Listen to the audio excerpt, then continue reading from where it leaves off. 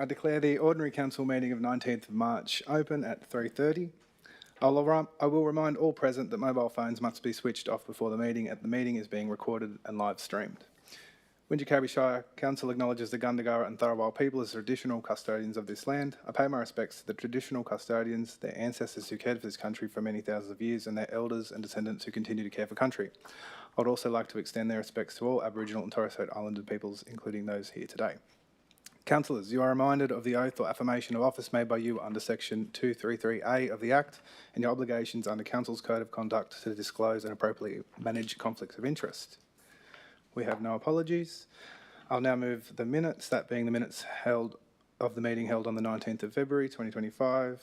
I will take those as read. Could I get a seconder, please? Councillor Kent. I will put that to the vote. That is carried unanimously. Declarations of interest. Today I do have a significant non-pecuniary interest on item 8.15, proposed acquisition of land on Charles Lane. I do have family that lives on that road and I will remove myself from the chamber. At that time, the Deputy Mayor will take the chair. Are there any further conflicts? No conflicts? All right.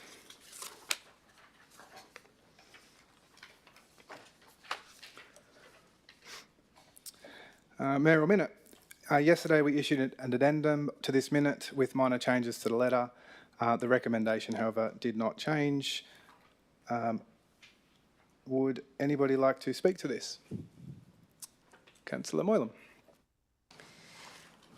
Firstly, a big congratulations to the cadets and the staff in the DA team for an amazing result for February. And also a big thank you and acknowledgement to the leadership team.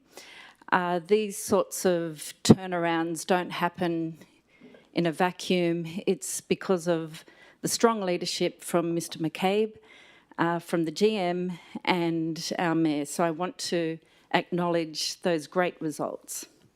And I had occasion to speak to someone in the staff at the Robertson show, and she was beaming with the culture that is now in the DA team. So thank you.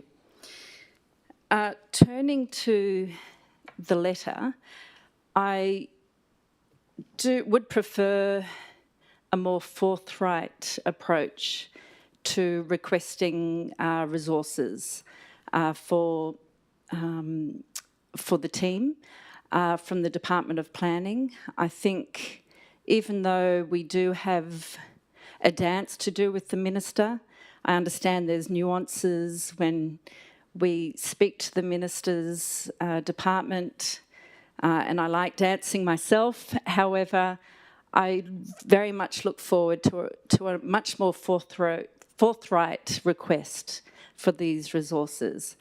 I see that we are transitioning from mostly external consultants to our long-term plan of permanent staff, and that we're seeing the results through that. However, I do think we've got a risk in that we have key person dependency, particularly with the cadets grant having to be reapplied for. So with that, I'll continue to advocate for what I call a DA blitz, to have resources come onto the premises or work from home, get through these DA backlogs of 311 to support the current team. And we need to do that as a matter of urgency. So it's either through the action plan with the Minister or failing that, then finding some savings and resourcing those staff ourselves. Thank you, Councillor Moylan. Would anyone else like to speak to this? No? Okay, I'll now put the motion. All those in favour? That is carried unanimously. Okay, items by exception. Councillors, I'll move a procedural motion that we resolve that the order of business be changed in order to bring forward the following items by exception, and that the officer's recommendation for each item be adopted. The items I'd like to deal with by exception are 8.10, 8.13, 8.14, 8.16, 8.17, 8.19,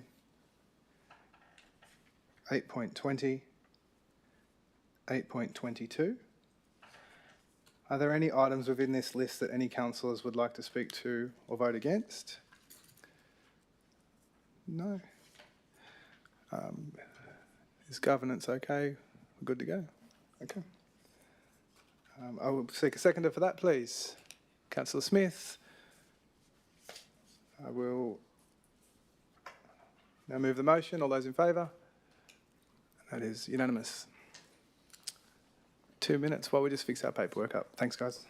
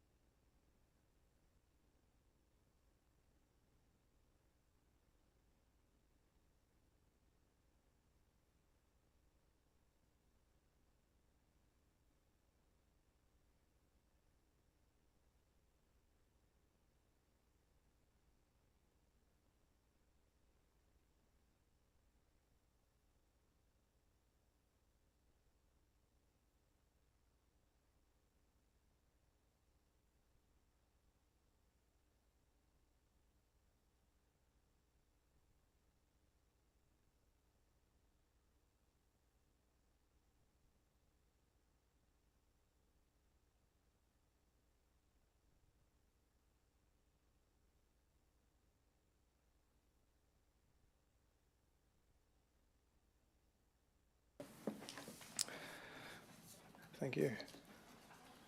Okay, our first report is 8.1, Councillor Expenses and Facilities Policy Draft for Public Exhibition. Could I seek a mover for this, please? Councillor Russell, and a seconder. Councillor Foley. Councillor Russell. Good. Would anyone else like to speak to this? No one else want to speak to this? Okay, with that, I'll now put the motion. All those in favour? It is carried unanimously.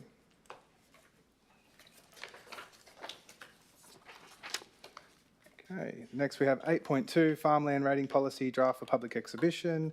Could I seek a mover for this, please? Councillor Moylan, and a seconder. Councillor Russell. Councillor Moylan. Thank you, Mr Mayor. Firstly, I'd like to thank particularly the finance team on a lot of work that I know has gone into preparing this policy. It's going on exhibition.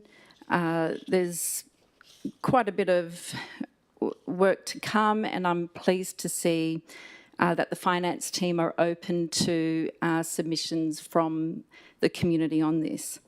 This is a policy that is very important because it relates to farmland, and we all hold dearly our farms, our green between in the Shire, and we must protect farmers and landholders to keep that that is so precious to us.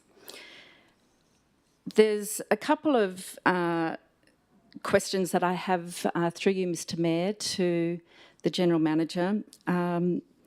With the overall policy, has there been any modelling done on the rate change? Will it increase the rates or decrease the rates or keep them flat for the landholders? General Manager.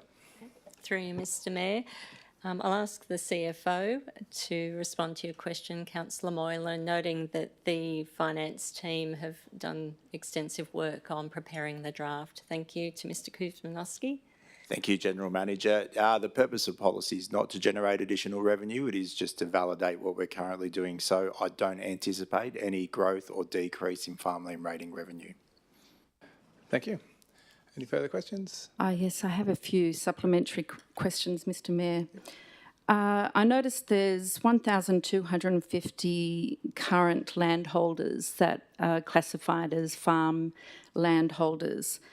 Will they be required to reapply for this rating under this policy? Through you, Mr Mayor, to the GM. Thank you, Mr Mayor. Mr Kuzmanowski, can you please explain how land is classified under the rating system? Thank you.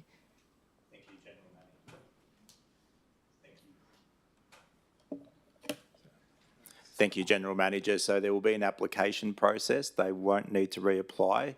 There will be a revalidation process every 4 years as captured in the policy to ensure that, I guess, they are still eligible for that rating category.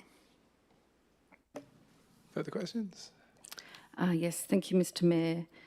I noticed that drought is factored into the policy, which is a very good insight. Can we look at flood and bushfires to also be considered? General Manager.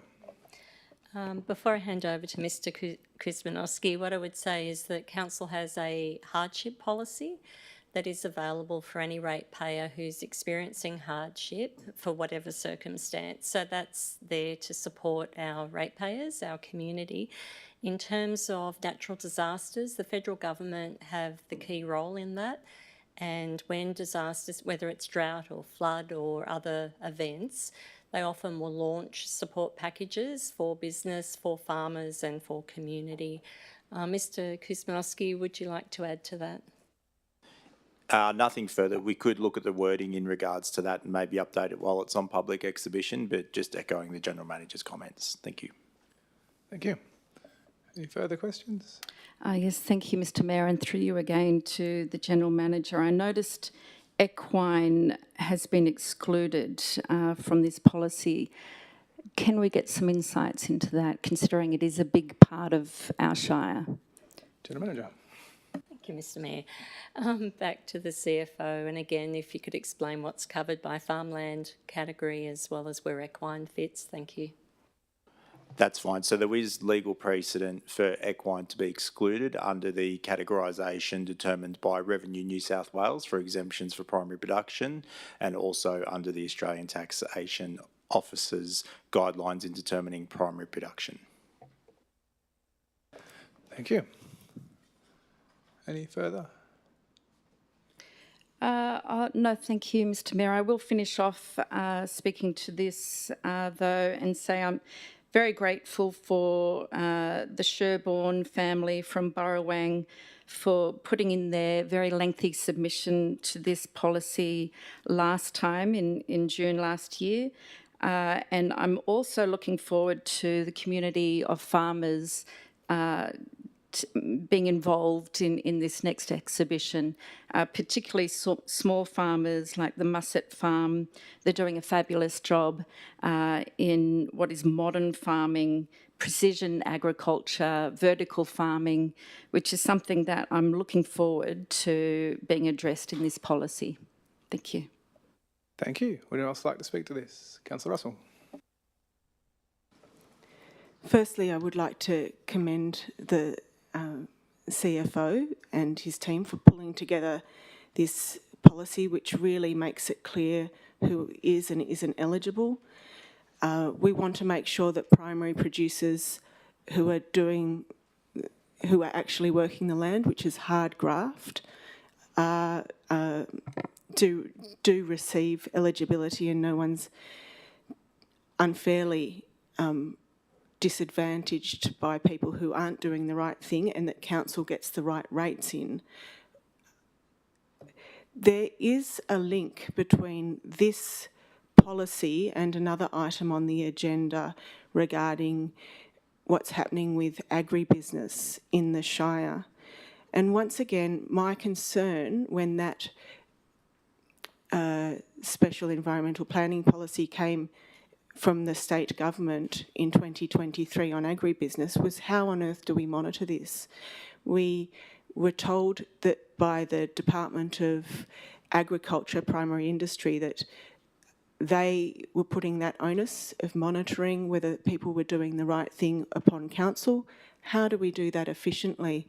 And this I see, thank you to the officer, is a really good way that we can make sure that the people who are doing the right thing with agribusiness are being supported, and that we have checks and balances in place for those who are coming here thinking it might be the Wild West, not the Southern Highlands.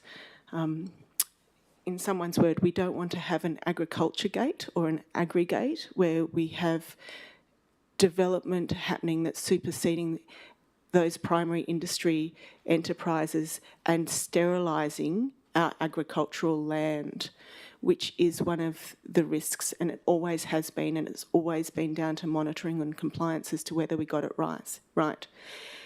So I'm going to propose an amendment to the motion just to tighten this up and send a clear message to anyone who's thinking that this is open, the later policy is open slather for development, and that we are not here to genuinely support people who have got, who are doing the hard graft with the agriculture and deserving this. So, Can I get the wording of that, please? yeah, that council endorse the draft farmland policy as included at attachment 1 to be placed on public exhibition for a period of 28 days with the following amendment to the ongoing review process section by deleting the words endeavour to from the second paragraph of this section on page 7 of the policy. That's point 1. And that point 2 is that a further report be provided to council on what fees, charges, penalties and other conditions might be levied and or issued by council if an enterprise is claiming farmland rates and found to be in breach of the State Environmental Planning Policy, Agritourism 2023. And that this review of farmland rated properties commence in August 2025. The words are up on the screen. I'll just get you to have one last look over and make sure you're happy with that.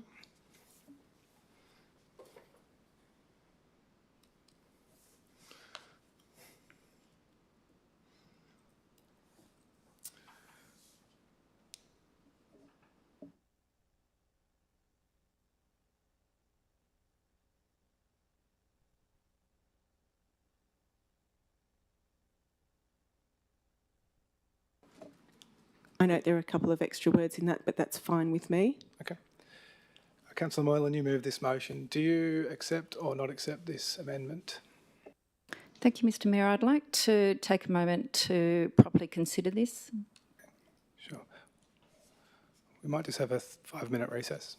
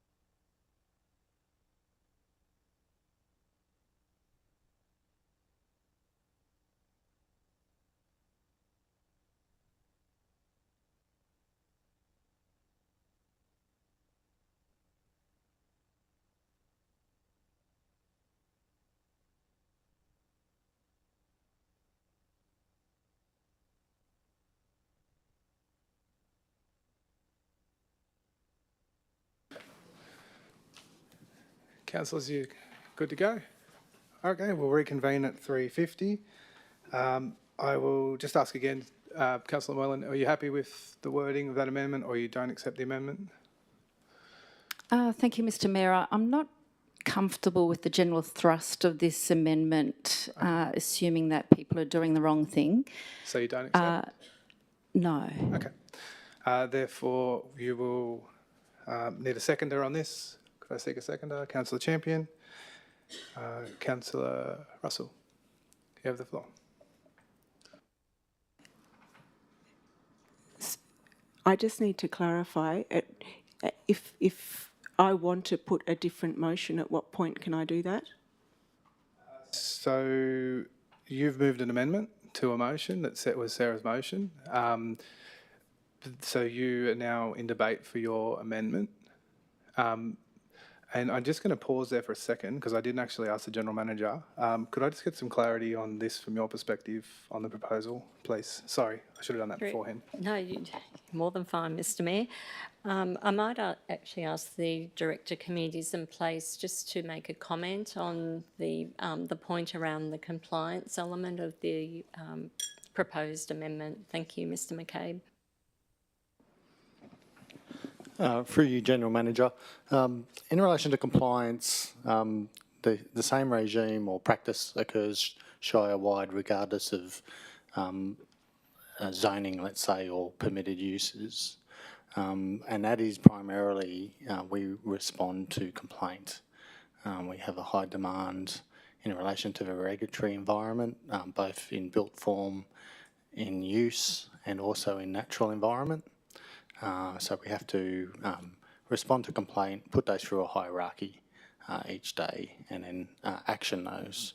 In relation to the scope of whether someone's compliant or not, to actively monitor that would take very resource intensive and take a lot of time, and you would have to really examine the rural zonings and historical approvals to really understand what's in play and what not for each individual site. That's probably a description of how we approach things at a high level. Thank you. Is there anything further, General Manager? No. Okay. So in saying that, where we left off was where you were debating, you have... Sorry, okay. Apologies. Can I just ask the Manager Governance just to give some advice where we're up to? So, as I understand, Councillor Russell's proposed an amendment. Councillor Moylan has said she's not willing to accept the amendment. Manager Governance, could you explain where we're at? Yep, so we'll need to debate the amendment and then vote on the amendment. If the amendment is lost, we'll go back to the original motion. Yep. Yes. So, Rachel, you have the floor. Sorry, Councillor Russell, you have the floor. Thank you. We want to make sure that people are doing the right thing in the Southern Highlands, and we're sending a clear message to anyone who wants to invest here that we are going to be monitoring this and that we're not sterilising our agricultural land with the permissions that are allowed by the state. We're on a fine line cusp here with what has been presented to us by the state government. It's largely out of our control. There's a lot of complying development which for good reason will supersede our own checks and balances. We want to make sure that we're sending... This isn't about assuming that people are doing the wrong thing at all.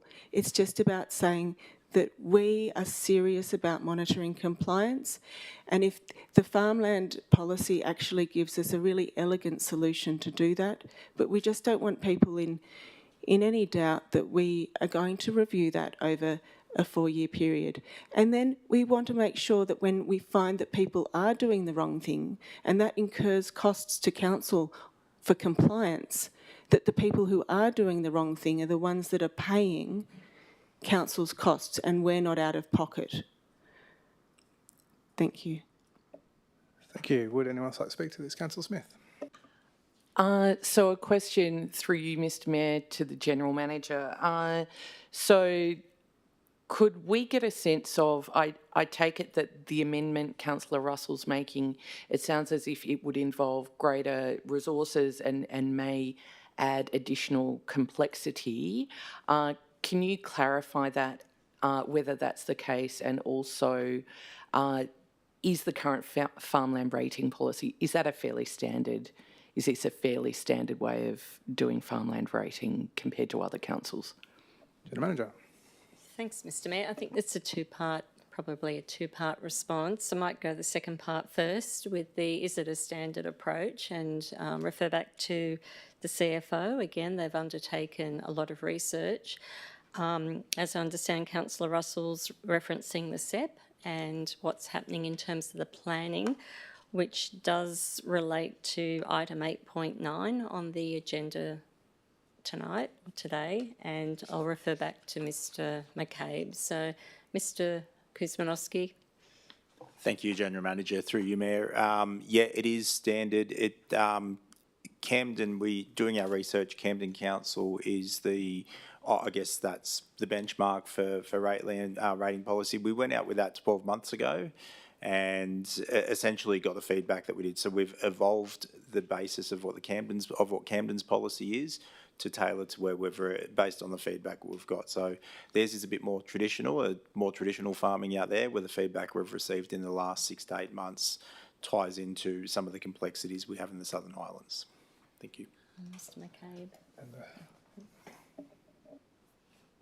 So through you, General Manager, correct me if I don't address the question directly. But in relation to the SEP, State Environmental Planning Policy, it's an acronym. The SEPs are handed down by the Minister and basically have greater weight than our local planning controls. And that SEP was brought in or amended in 2023 to allow greater agritourism. Some of that is permissible under another SEP called exempt and complying development, and others are through this SEP, and different functions create different triggers. So some things require a DA, some things don't. So again, when I talk about the complexity of each lot, each proposition, whether that proposition is temporary, permanent, built form, mobile, a lot of considerations have to go in relation to, first of all, approving or considering and approving a proposition. So that's through the application process.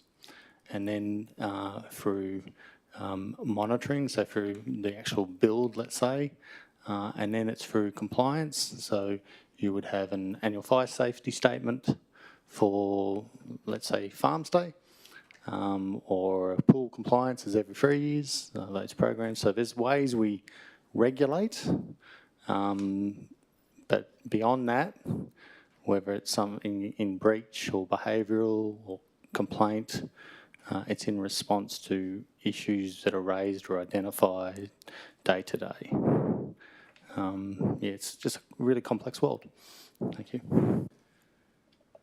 Thank you. Anything further? Would anyone else like to speak to this? Councillor Moylan. Thank you, Mr Mayor. There's a couple of things I want to highlight in considering this amendment. First of all, we don't currently have a policy in place. So this will be the first policy. So this is already a major step change considering the status quo.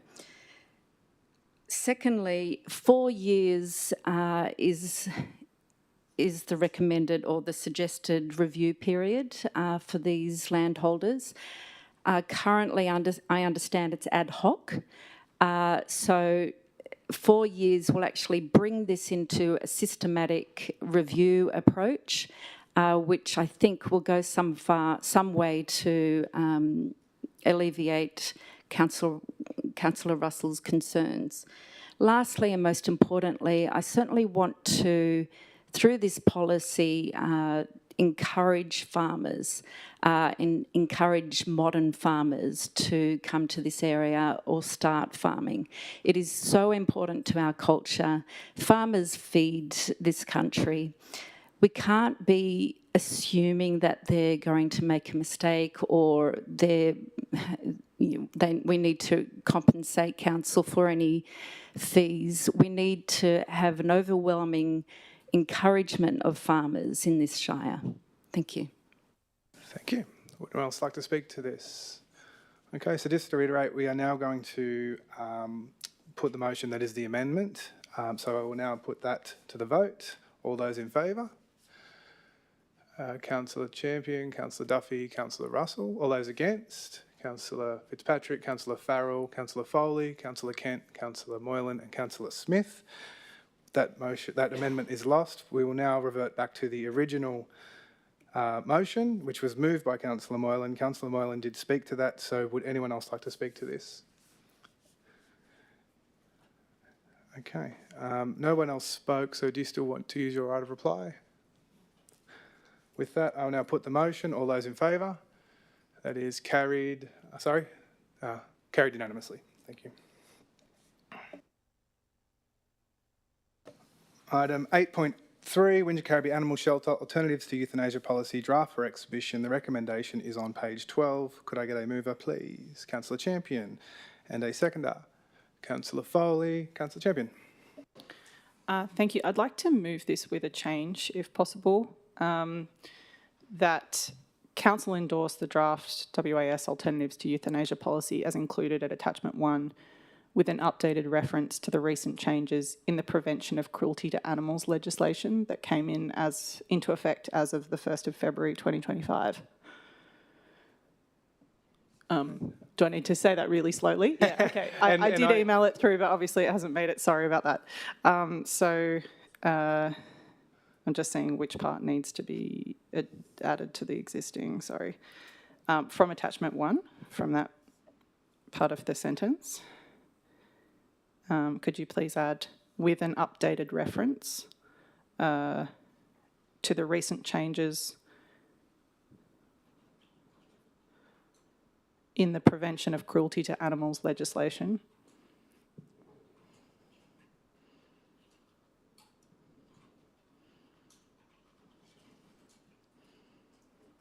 That came into effect on the 1st of February 2025.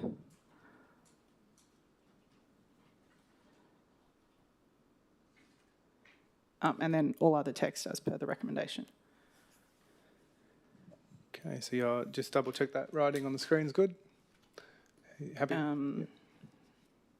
Yes, thank you. Okay, and I moved a bit quick, so I'll have to get this re-seconded. Councillor Foley, happy to second still? Great. Councillor Champion, would you like to speak to this? Yes, thank you. I also have some questions regarding animal welfare for the General Manager through you, Mr Mayor, if that's all right. I received some representations from the community about animal welfare regarding this policy, so I just have some questions to pass on from them. First of all, I can see that we have a higher number of cats euthanised than the current state average. Could you tell me what is the percentage of feral cats taken into care in the animal shelter compared to the state average? My interpretation, which may be correct, might not be, is would the higher than average euthanasia figure perhaps reflect a higher than average percentage of feral cats? Or is there a different explanation? For example, do we have unusual difficulties rehoming? General Manager. Thank you, Mr Mayor.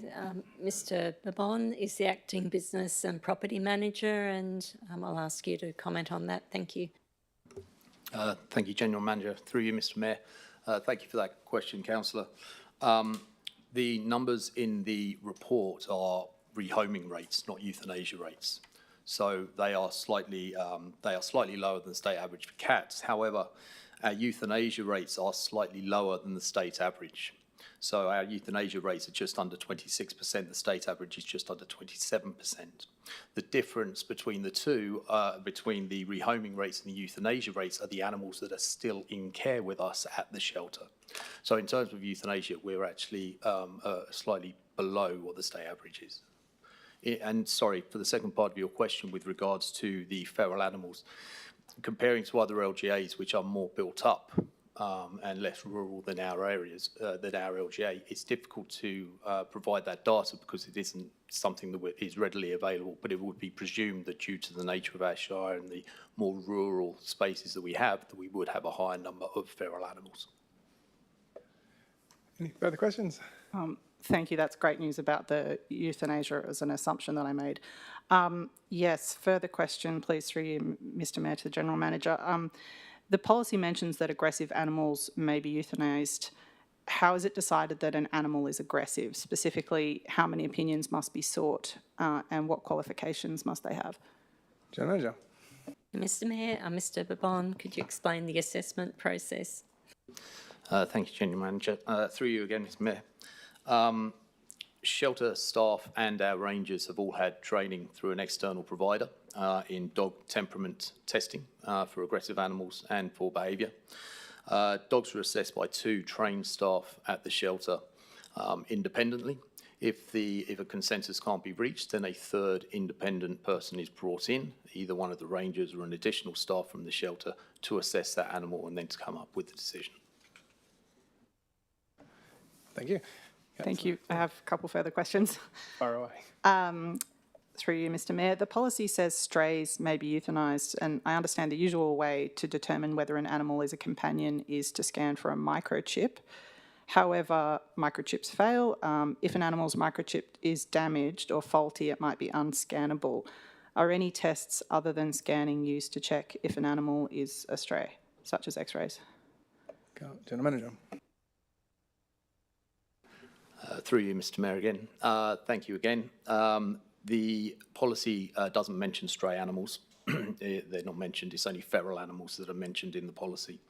No further tests would be conducted in that instance. It would be financially prohibitive for us to do that, and actually isn't something that occurs too frequently for us. The microchipping is normally pretty reliable. We do attempt to track down owners via numerous methods, particularly through social media posts and through other promotional channels that we have, so through FOAS's social media as well, for example. Failing the success of these methods, every attempt is made to rehome the animals that are deemed suitable for rehoming through shelter adoption programs and via other rescue and rehoming groups. Thank you. One more, if that's okay. Sure Through thing. you, Mr. Mayor. The policy doesn't make any reference to compassionate disposal of animals' remains after euthanasia. My understanding is this is a well-recognised aspect of animal welfare in the livestock sector, and I was wondering if there's a reason why this has been omitted from the policy. General Manager. Thank you, Mr. Mayor. Mr. Babon. Thank you, General Manager. Through you, Mr. Mayor. I'd just like to point out that this is an operational question, so therefore wouldn't find its way into a policy of this nature. However, all animal remains are disposed of using methods and guidelines recommended by New South Wales Department of Primary Industries for animal carcass disposal pertaining to biosecurity and animal welfare methods. Thank you. Thank you. No more from me. Okay. Would anyone else like to speak to this? With that, I'll now put the motion. All those in favour? Carried unanimous. Next, we have 8.4, Memorandum of Understanding, Friends of Wingecarribee Animal Shelter and Animal Shelter Donations Policy for Adoption. The recommendation is on page 14 of the agenda. Do I have a mover for this? Councillor Champion. Did you want to add anything to this, or are you just happy to move? Okay, I'll just grab a seconder, please. Councillor Farrell, Councillor Champion. Thank you. Clearly, I have an interest in this issue. I would just like to note that there are assessments that have been made by community members that have come back to me with a big thumbs up about this policy.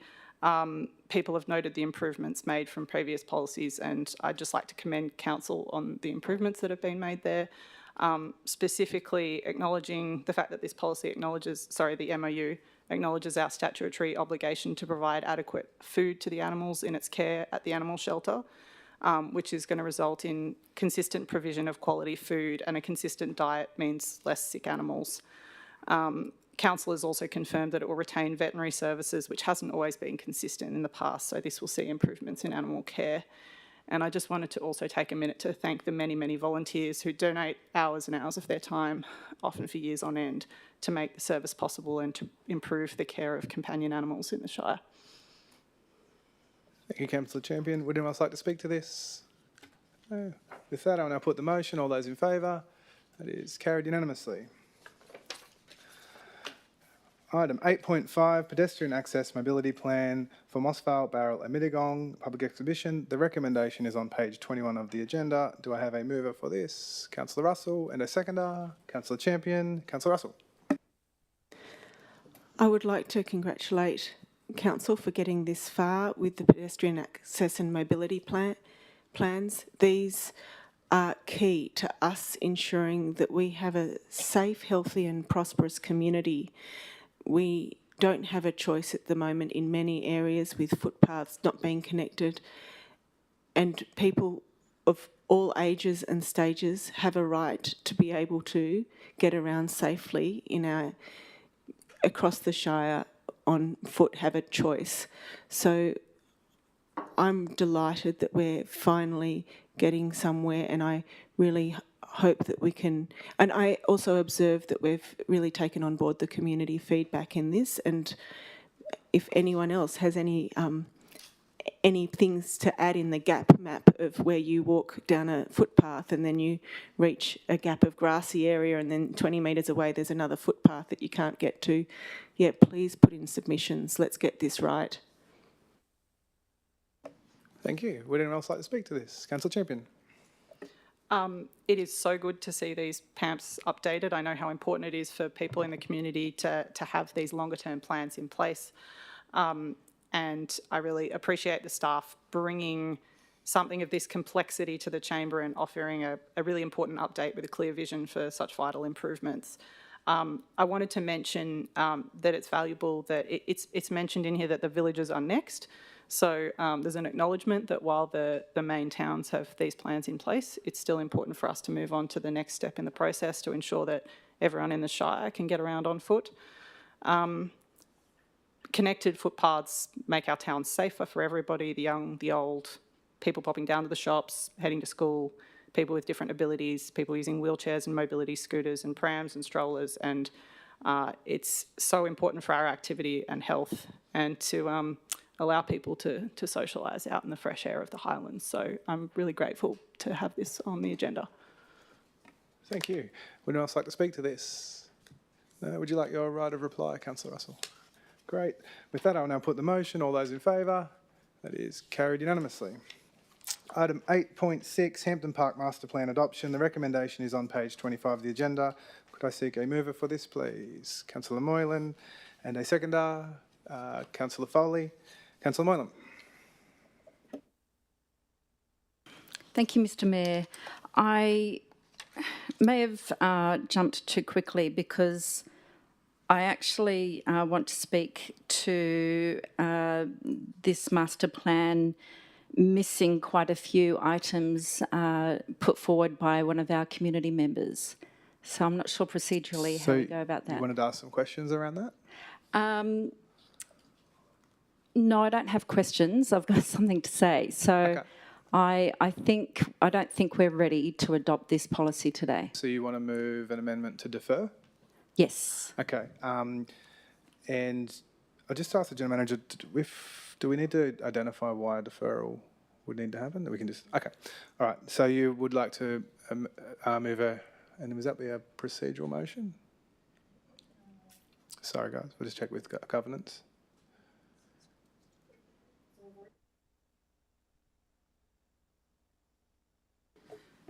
So we've already got a mover and a seconder. So Councillor Moylan, you were the mover, and Councillor Foley was the seconder.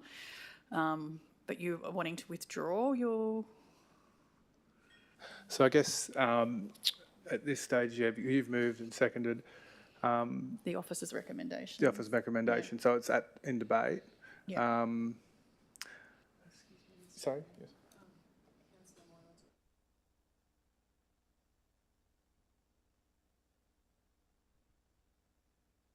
Look, just to clean it up, what I'll do is you have an amendment to defer. I'll seek a seconder for that, and then from there we can go from there. So I'll ask the room if we have a seconder for that. Okay, that amendment is lost. Therefore, we are back to the original motion. Would you like to speak to this still? Yes, thank you, Mr. Mayor.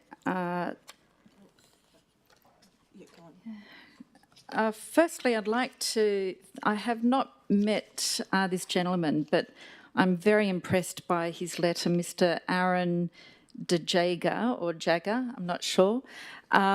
This is a true community legend. Mr. DeJager was born in Robertson, raises his children in Robertson. He's currently the president of the Robertson Burrawang Cricket Club, vice president of the Robertson Burrawang Rugby League Club, a director on the Robertson District Swimming Pool Association. He has tirelessly raised funds for the Robertson Pool Dream as a child and even now. And he's also been a long-time member of the 355 Committee for the Hampton Park Committee. Mr. DeJager has also engaged in a lot of self-help and been very successful on a number of grant applications for Hampton Park, including securing grants for the first 2 nets that are currently there today, cricket nets, also the barbecue, which I know a lot of community members enjoy, and very importantly, a defibrillator, which is very important at any outdoor facility such as this. Mr. DeJager has apologised for missing the exhibition period, which is the reason I'm seeking to defer this, but I understand procedurally that can't happen now. But I do want to encourage councillors to have a look at his suggestions, which are very reasonable. A 3rd cricket net, which would be very much appreciated by the cricket community at Robertson. A safety fence, which will obviously protect a lot of community members from balls and also being injured by balls, or also damage to property and cars. And I think we can agree that the argument against a fence of being to preserve the visual appeal is far outweighed by the significance and the magnitude of a serious injury of a cricket ball to the head. Mr. DeJager's also requested an electronic scoreboard and has also requested a 2nd story on top of the amenities, very humble, just a veranda with a small kitchenette so that community members, particularly the elderly, can view the cricket or the soccer games out of the weather. It's very humble compared to the 3 other 2nd-storey facilities that we see in Lowsby Park, Community Oval, and E-Reach Park. So I very much hope that we can get back to Mr. DeJager. We didn't get back to him and incorporate Councillor that into the plan. Thank you, Mr. Mayor. Page 26 of the agenda, it does look like the council has responded to all of these. Have you seen this? It's page 26 of this agenda. 169 in the attachment was his full submission. So I do believe the staff have acknowledged that. And if you want to have a look at that, Councillor Smith. And just a clarification, Councillor Moylan, you were saying Mr. DeJager submission hadn't been included in time, but it is in here. So is there some confusion? Yeah. I received an email from Mr. De Jager saying he hadn't received Okay. a response. Well, it has been in That here was and just responded. yesterday. So do you want me to, can I have that? Sorry, Shelley. So look, just to clarify, I'll just read it out for everybody. The third cricket net to the west of the existing two, no room is available for an additional net to the west of the existing two.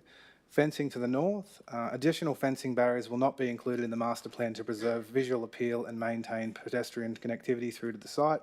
Electronic scoreboard, council will not include electronic scoreboards within master plans. However, if clubs can provide 100% for items of this nature, then they will be supported. The second story viewing, council will not include a second story extension as part of the master plan. It then goes on, but look, they have addressed it. So yeah, look, where we'll leave it is, I think if anyone else would like to speak to this, Councillor Russell. I would like to propose an alternative amendment. Okay, so what's the wording of your amendment? That council amend the Hampton Park concept master plan as included in attachment 1 to include the provision for a chain wire safety screen fence 3,000 to 3,600 millimetres high to the north of the existing cricket nets on the southern edge of the playing field boundary to stop balls from being hit out into the oval while the nets are in use to support community safety, is point number 1. That 2, council adopt the amended Hampton Park concept master plan. 3, write to those community members who made submissions during public exhibition period and thank them for their participation. Okay, that wording's up on the screen. Are you happy with that? Just get you to double check. Thank you, yes. Okay, so we have an amendment that will need a, sorry, I believe this was moved by Councillor Moylan, you moved this, is that correct? Yes. Would you accept this amendment or no? I'm not sure how procedurally we can do this, but I'd like to amend further to this. No, we can't amend an amendment. So we'll deal with this, and then if you have something else, we'll deal with that after. So this will need a seconder. So could I seek a seconder for this amendment? Councillor Duffy, Councillor Russell. Thank you. I, too, was grateful for the contribution from the community in the detailed submission put forward by Mr De Jager. I considered that points number 2 and 3 of his submission were accommodated by staff in future concepts. However, I didn't find the response to number 1, which was the inclusion of a safety screen chain wire fence. I wasn't sufficiently comfortable that we'd addressed community safety concerns in this matter. From my understanding, if something is in a master plan, it doesn't commit council to building it, but it does facilitate support for the community if they wish to build it in this instance. And I know that I don't want to be hit in the head by a tennis ball. I would hate to see any child being hit in, not a tennis ball, a cricket ball. I mean, I guess the fact is it's not tennis, is it? It's a cricket ball. So in order to make sure that we're fulfilling our duty of care to our community, I would like to see that we include the option for this in the master plan. Okay, would anyone else like to speak to this? Councillor Smith. So can I get clarity? You said that, so in Mr De Jager's response here, his second point says fencing to the north of the cricket nets act as a barrier, and there's a response. Yeah. So you're asking for the amendment because you're not happy with council's response. Is that what you're saying?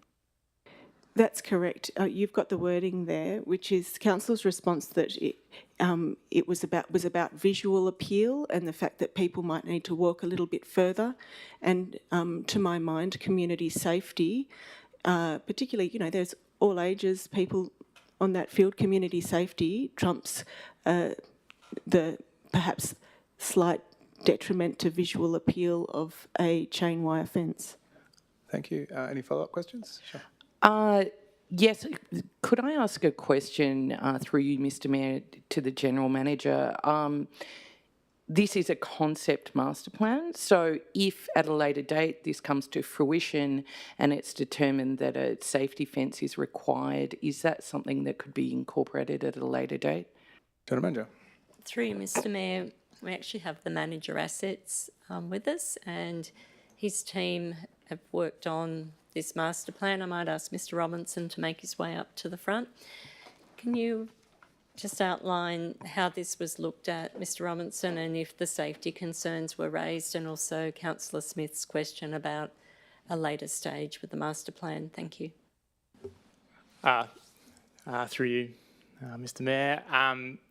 With the master plans, Councillor Russell is correct in that they do form, they more so control what is potential for the park rather than a commitment of the delivery program for council. But it is also a balancing act of we need to adopt pragmatic master plans that are within the realm of what council can sustainably deliver and manage in the ongoing. And so if they are pushed too far to, I guess, pipe dream territory, then they become not as useful, because if we extrapolate that out across the vast array of open space across the Shire, then we're left with a whole series of master plans that aren't that, I guess, useful as a decision-making tool. So it is that balancing act. I would accept that I think in terms of the fence on the north side of the cricket nets, that one is a little bit more of a line call, I would think,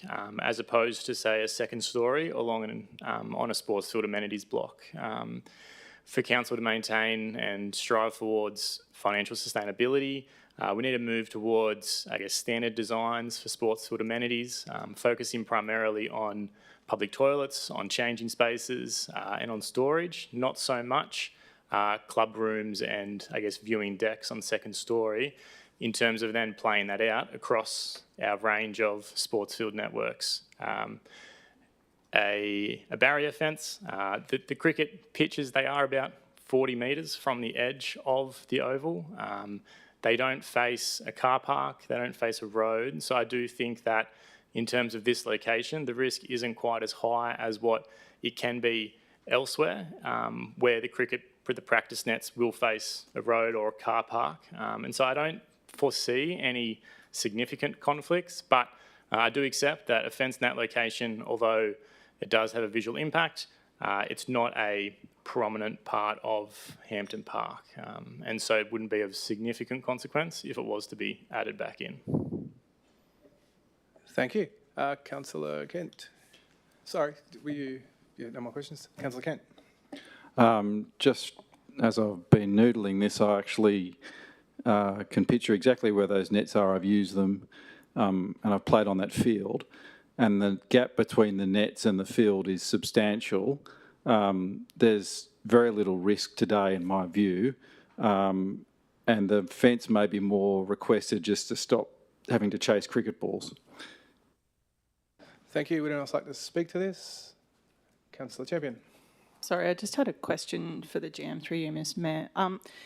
Do we have any documentation of excessive or high numbers of injuries from cricket balls on that site? Like, is there any reason to believe that this is a more dangerous place than other cricket nets?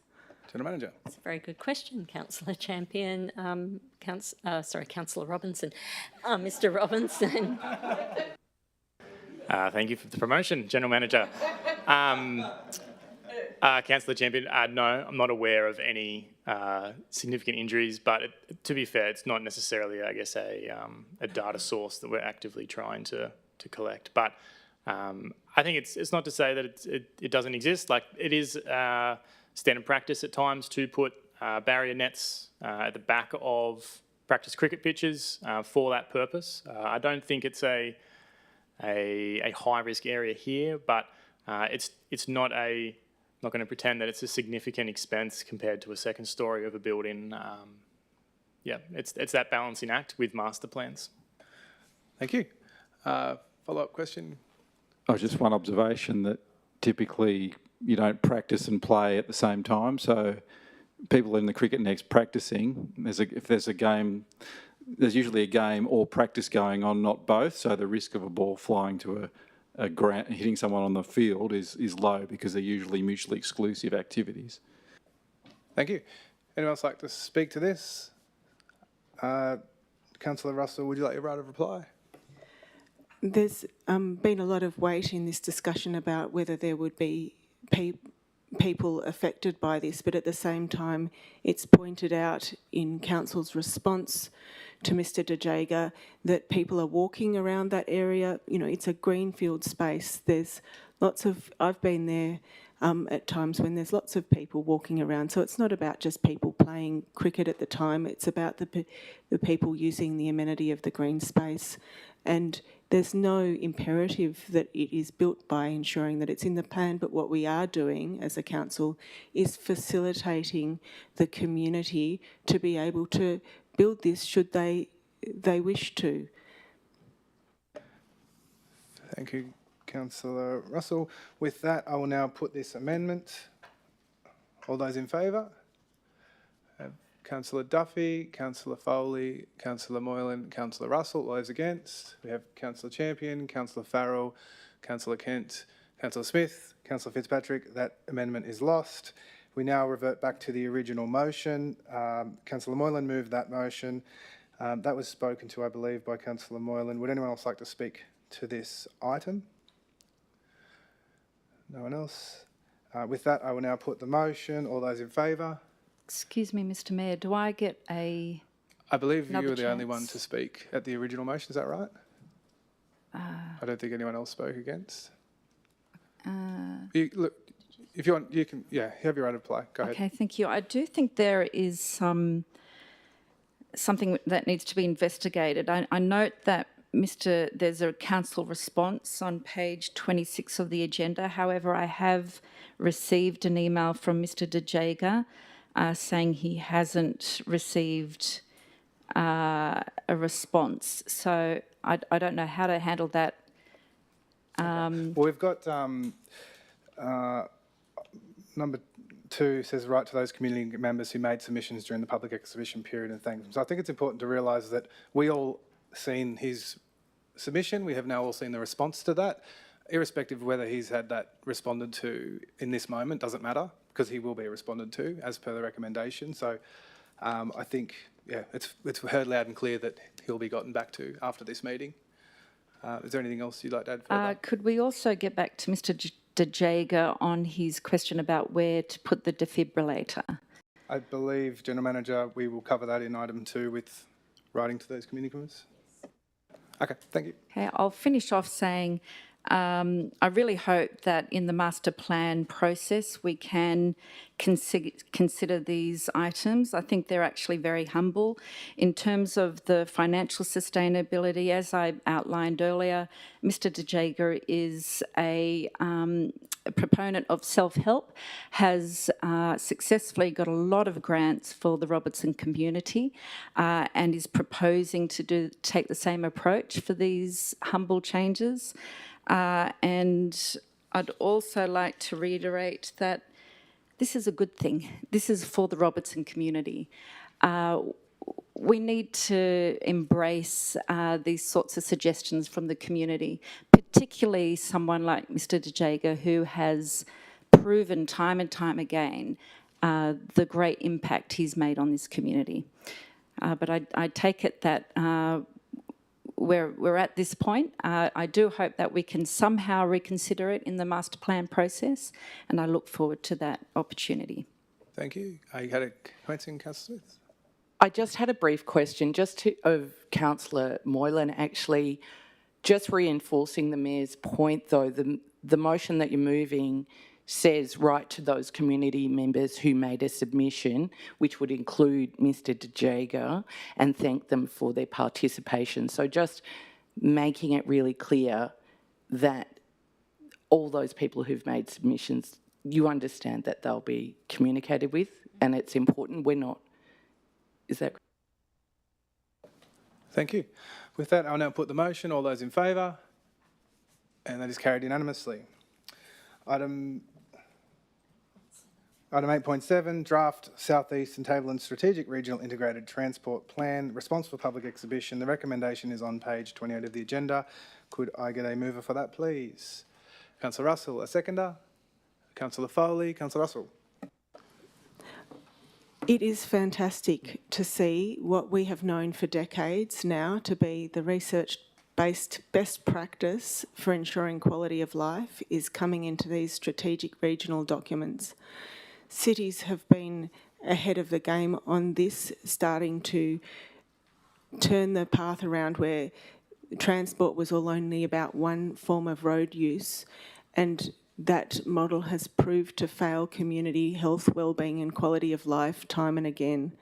So having this strategic document from which we can take leadership and know that we're actually acting in step with the state government as we support our pedestrian access and movement plans and our own integrated transport plan, which will be coming up, is key to ensuring that we retain quality of life in this shire and a safe, healthy and prosperous community where we're really retaining the quality of life in our towns and villages in the same manner that Europe has managed to do. And this is key. So I'm delighted to see this. Thank you, Councillor Russell. Would anyone else like to speak to this? Okay. You don't want to use your right reply? With that, I will put the motion. All those in favour? Carried unanimously. We might just have a 5-minute recess. We'll reconvene at, say, 4:40. Thanks.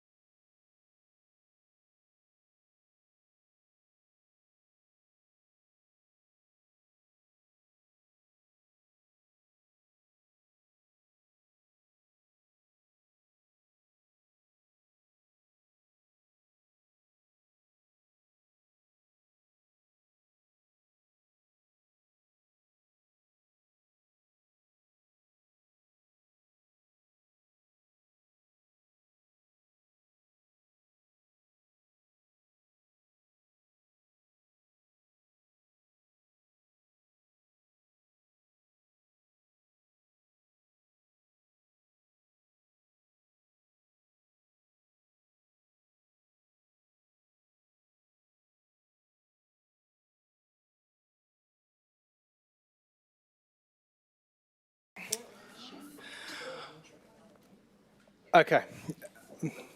It will reconvene at 4:43. Item 8.8, Southern Highlands Innovation Park. Could I seek a mover for this, please? Councillor Duffy. And General Manager, I believe you wanted to introduce this item? Mover first, then seconder. Sorry, then.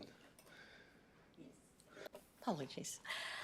Councillors, given the nature of the project and the significance for the Highlands, I'll ask the Director Communities and Place as the responsible director to provide an introduction to the report and also to touch on some of the concerns that were raised by the representative from the Garvan Institute to provide some clarity around what the implications are for the master plan that's before you today, and then what the next steps are in terms of flow-ons, in terms of development control plans. So, Mr McCabe.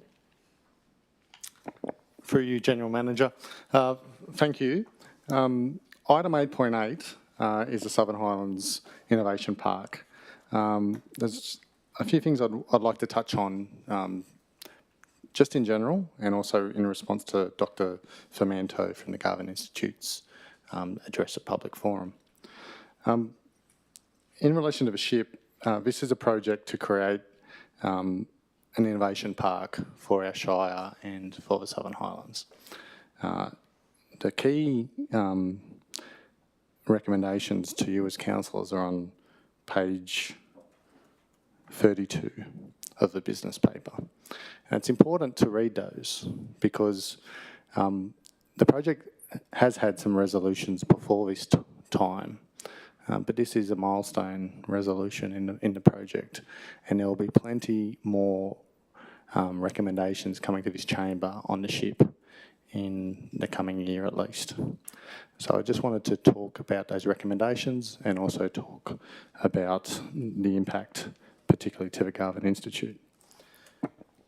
So today, you're being asked to adopt the master plan and the governance strategy, and in particular, the third recommendation, a planning proposal be prepared to rezone the identified portion of land from E4 general industrial to E3 productive support.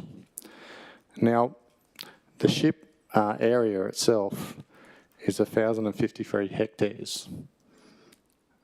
The planning proposal section, so recommendation 3, is 26 hectares. Now that area, the Garvan Institute are not subject to that planning proposal. They sit within the ship, the 1,053 hectares, but not within the planning proposal section. And what a planning proposal does, it amends our local environmental plan. So it will change the zoning and some control maps for that planning proposal area. Things such as a permitted use table associated with zones, potentially minimum lot size, potentially height, etc. But the planning proposal, I stress, isn't subject to, or the Garvan Institute's land is not subject to that planning proposal.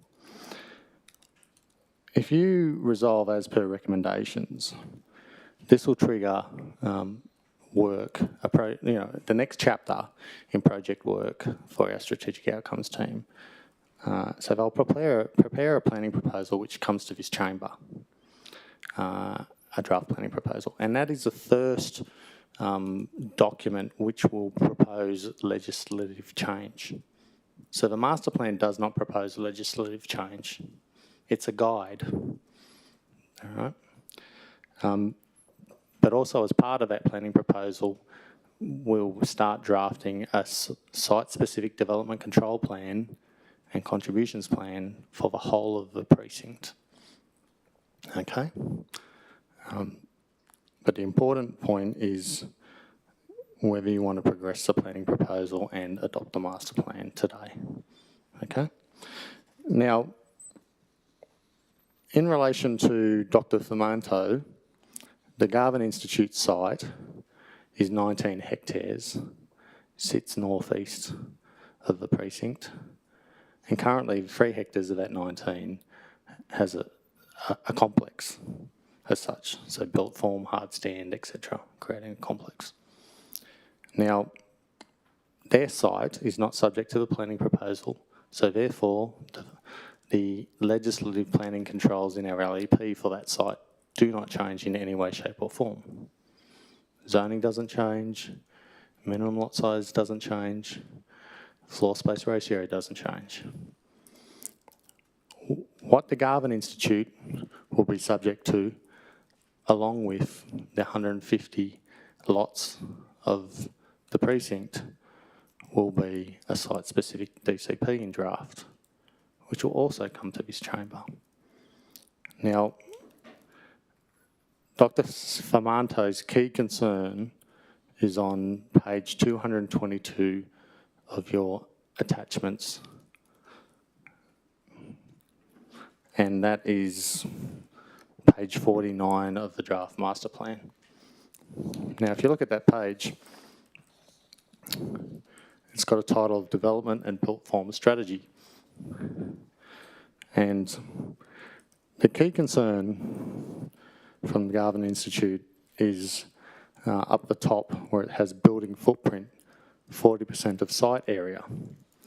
Now, that is a building footprint. Currently, our DCP allows a footprint of 65%. So that's basically what percentage of footprint of buildings can take up the site. But it's important to stress that the floor space ratio does not change for the site in the LEP. So the amount of built form that they can actually do doesn't change. It's just the way it sits on the site.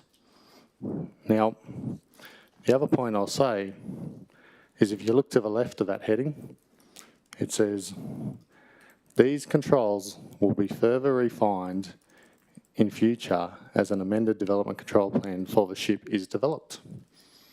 So at the moment we have a blank sheet of paper for a site-specific DCP. And the reason why it's a blank sheet of paper is there's no use wasting time and money for our ratepayers if you don't adopt the master plan.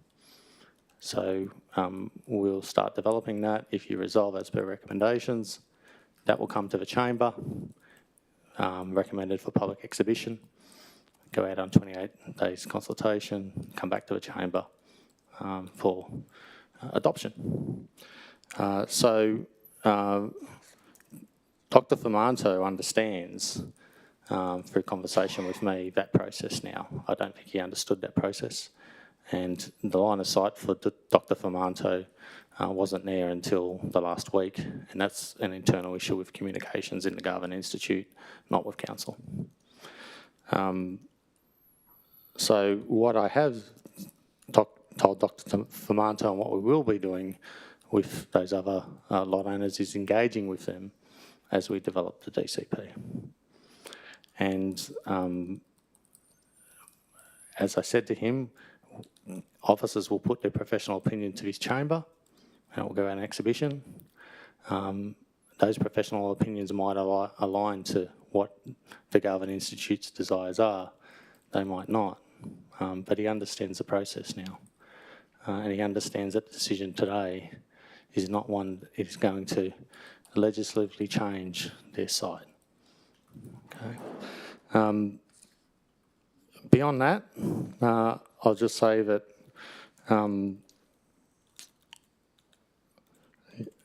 staff have put a lot of time and effort into this, and so have the community. And, you know, it will be a platform for our Shire to support the ideals that councillors have helped the community draft in the CSP. So if you resolve, we just get on with getting on, but future decisions of council creating legislative change, whether it be planning proposal impacting the LEP or development control plan, will all be done at this chamber and will all involve extensive community consultation. Thank you. Thank you.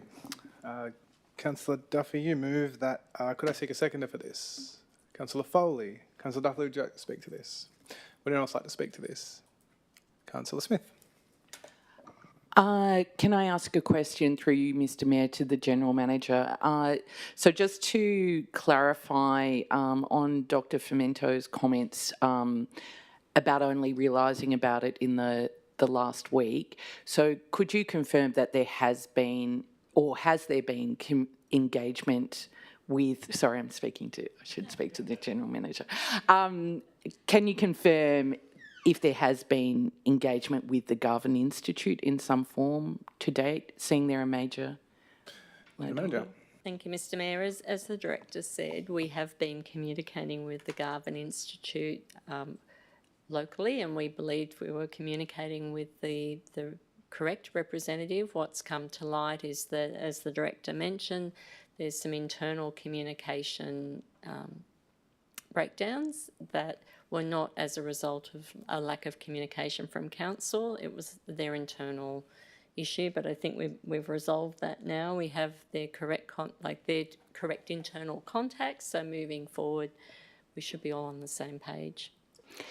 And just one more question in relation to that. So any landholders who do have existing land within the ship area, they can feel comfort that there will be a full community engagement strategy and somewhere for them to go as well as if they have concerns. Yeah. As a general comment, there has been, sorry, Mr. Mayor.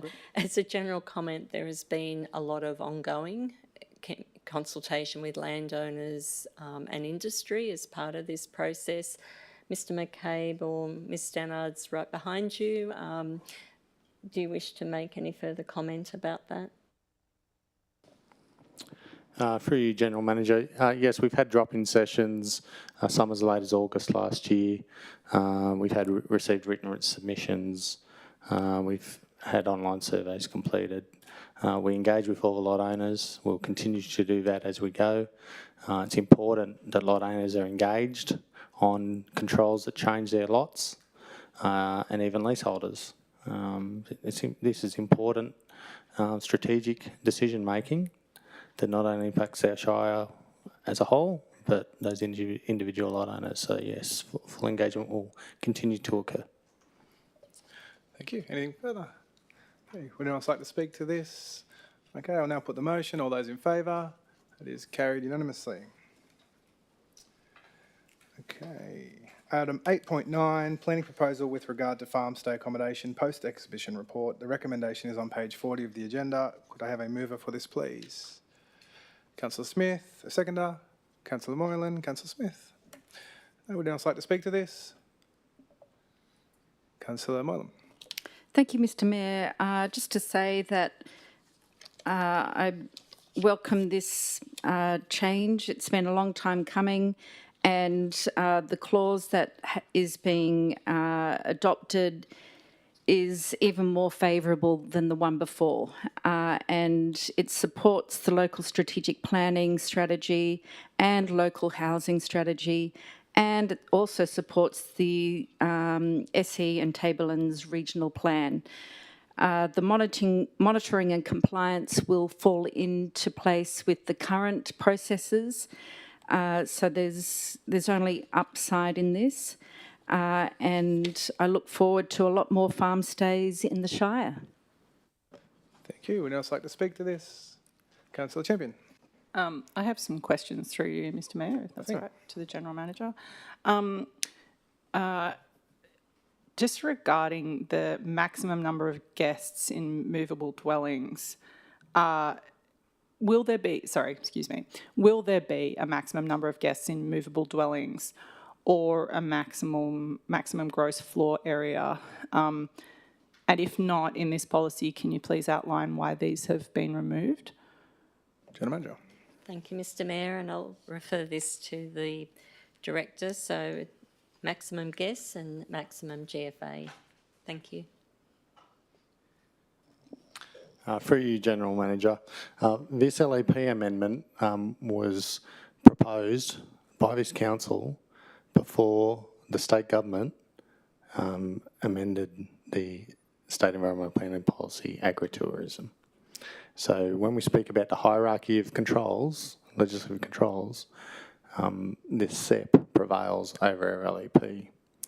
So we submitted the initial draft definition or conditions to the Department of Planning, and they came back and said, actually, we're proposing alternate clauses in the SEP. So those alternate clauses prevail. So when it comes to maximum GFA, maximum numbers of guests on portable, we really don't have a choice. I suppose we were more progressive than the state here. That's the important thing when it comes to supporting different uses, a wider scope of uses on rural RU4 land. And in the state, you know, maybe they already had it in play, or maybe they thought, hey, Wingecarriby's been progressive here, let's move on it. So I think the thing is, the planning proposal has always been in play, but the key difference now is we've had to align to those SEP clauses, and it's being treated in our LEP because it commenced, and because the council at the time insisted on appropriate community consultation to be informed on this.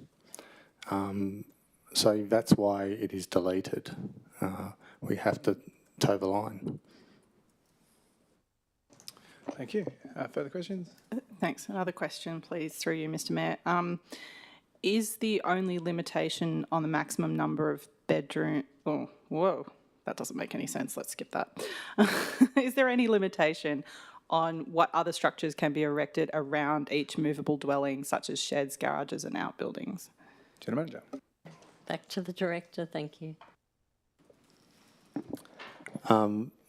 Through you, General Manager. So it's important to note that the SEP still prevails. So I spoke about that earlier on another item, where there's some functions that have exempt and complying development for agritourism, and they allow some of these structures without a DA.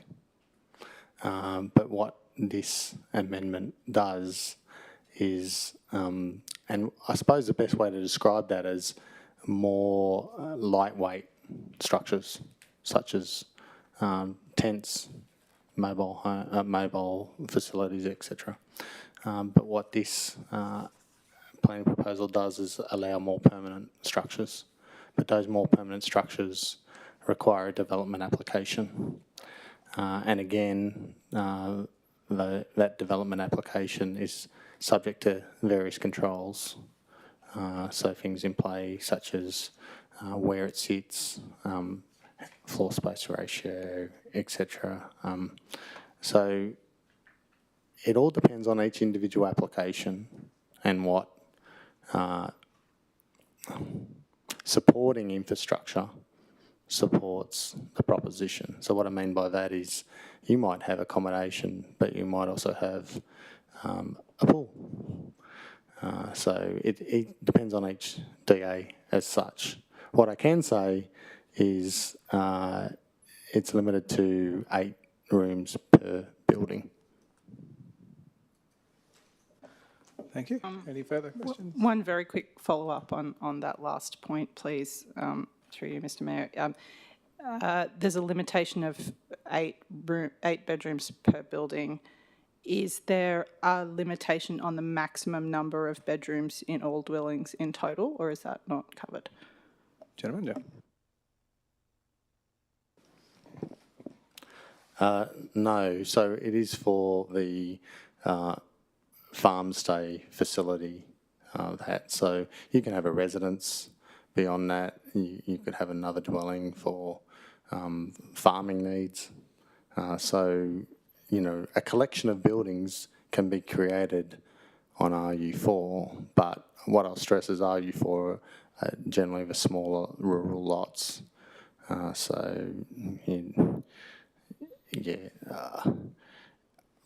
I'd say is the footprint isn't as wide for have such a wide variety of those type of functions. thank you. Any further? Anyone else? Please, Councillor Russell. I have a question to the General Manager through you, Mayor. When is the estimated time that our bushfire mapping is going to be updated on Council's website? Pertaining, it's General Manager. Yep. Thank you, Mr Mayor. Mr McCabe. Through you, General Manager, the updated bushfire-prone land map is subject to the RFS publishing it. And they will supply the final draft to us. So the timing of that is on their clock, but we anticipate it to be very soon. And once we receive that final draft, our environment team will be reviewing that and taking that map to this chamber with their professional opinion on any amendments on that draft before it goes back to the RFS. Thank you. Any further questions? It's through you, Mayor, to the General Manager. It's my understanding that currently there is updated bushfire mapping for rural zones on the state government planning portal. Is there any potential that we are able to have on our website that we refer to that data until such time as our own bushfire mapping is updated on our website? So, General Manager, is this relating? I'm a bit lost. Is this relating to this item? Sorry. Not through you, Mr Mayor. Sorry, through you, Mr Mayor, not directly. Okay. I'm a bit lost. Why? What's the purpose of this question? Well, this is a planning proposal that will allow, certain developments on rural lands, and some of the conditioning is around bushfire mapping. We had issues when it came to Plasrefine because our bushfire mapping wasn't updated on our own council website, which allowed for things to happen, but it's actually it needed to be the state government. This is how I was informed. So I was just seeing if there was if we're in a gap, then we can refer to the state government. I might be wrong. Please let me know. Okay. Yeah. I'll defer to the Director, who's the expert in this area. Thank you, Mr McCabe. For you, General Manager, there is no data gap.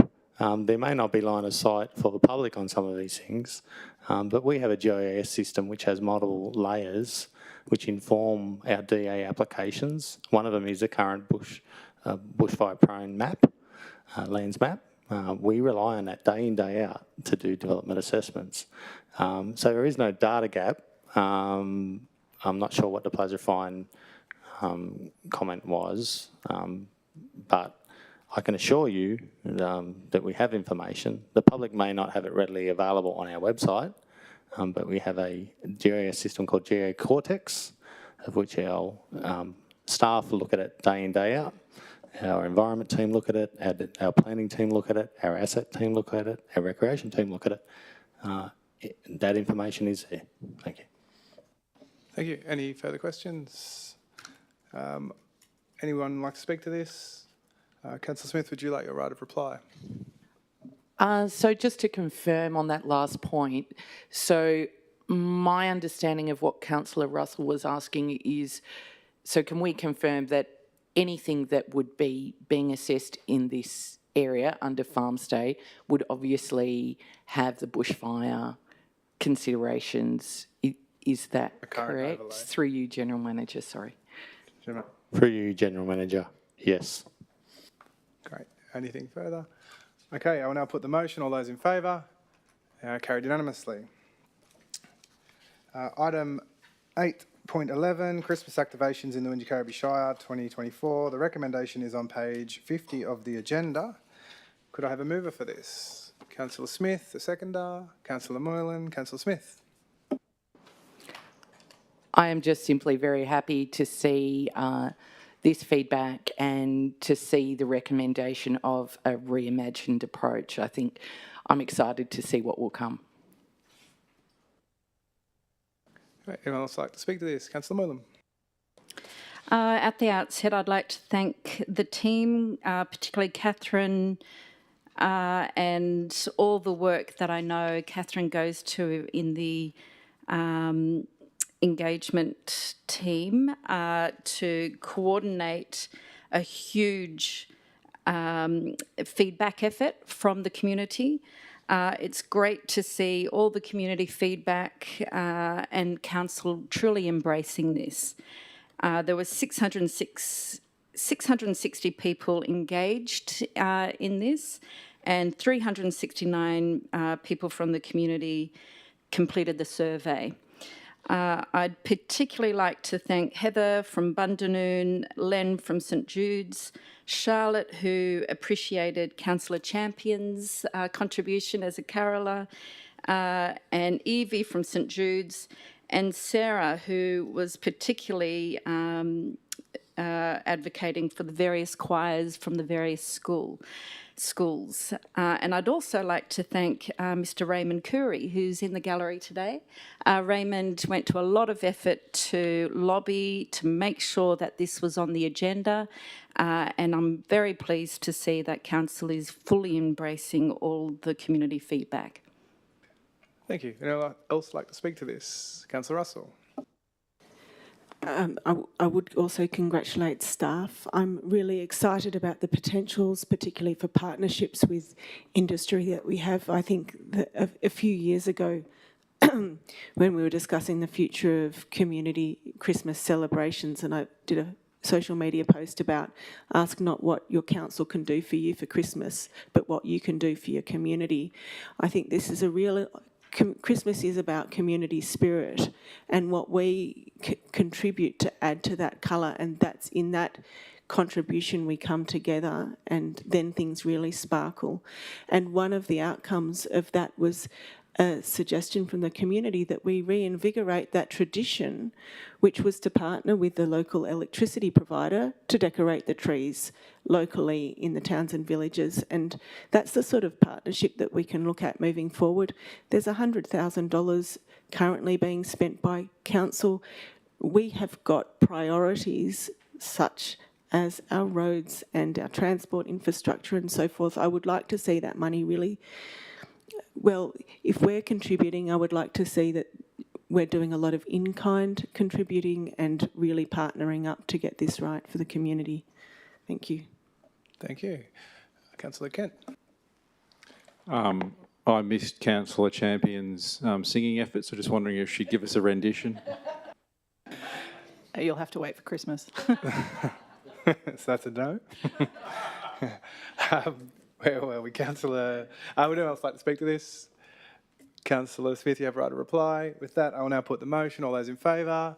And that is carried unanimously. Item 8.12, Disaster Reconstruction Funding Status Update. The recommendation is on page 54 of the agenda. I should mention that this does reference confidential information. I'll first ask for a mover. Councillor Foley. Yep. I'd like to move the officer's recommendation with the addition of a point 3. Okay, go get the wording of that, please. So point 3, that the General Manager write to the Minister for Recovery and Minister for Regional Roads to advocate for a system to assist councils in accessing necessary funds for the restoration of essential public assets following declared natural disasters.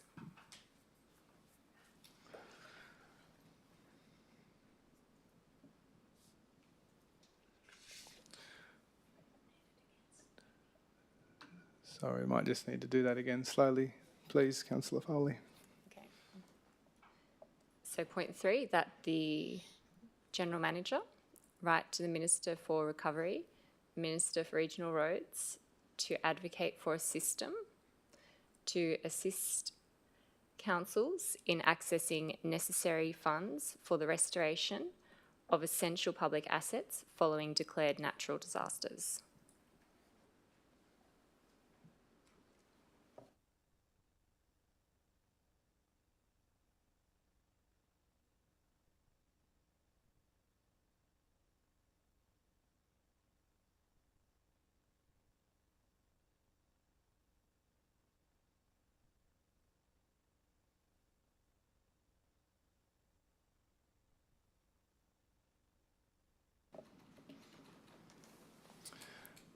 Can you just double check that for me? Yep, that's right. Okay, so Councillor Foley has moved it with a new item 3. Could I have a seconder for that, please? Councillor Kent. And before we dive in, does anybody want to speak to the confidential items? Because we'll have to go to a closed session if that's the case. Okay, great. So with that being said, Councillor Foley, you have the floor.